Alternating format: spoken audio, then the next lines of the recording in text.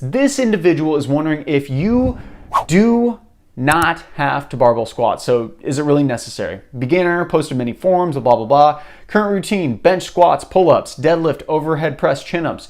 Rest between A and B. Don't know how viable this routine is. Might start doing bodyweight squats instead. Yeah, so bodyweight squats would actually be a great idea. And here's the thing. You do not need to do any specific exercise if you don't want to. You don't, okay? But what I would do is make sure you have basic movement patterns. And the basic movement patterns is like a horizontal push, like a bench press, horizontal pull, like a row, vertical pull, like a pull-up or a lat pull-down, a vertical push, like an overhead press or a dumbbell press, and then usually some hinging pattern, like a deadlift, and some type of squatting pattern.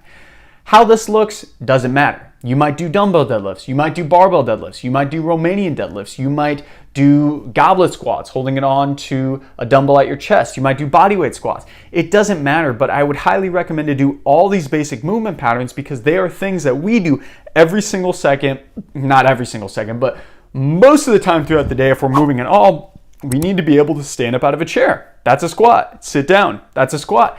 Just bend down to get anything. That's a deadlift. Reach up overhead. That's an overhead press, right? Pull up anything off the ground. That's a row. That's a pull up.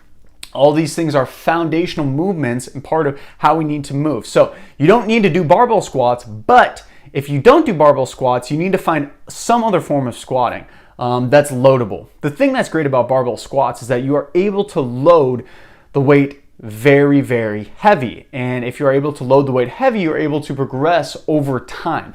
And that's going to be where you get a lot of your results, is if you consistently progress and overload the exercises in the weight. So you don't need to do barbell squats, but I would never shy anyone away from trying to hopefully do more barbell squats at some point in their workout routine. It doesn't really matter at the end of the day though.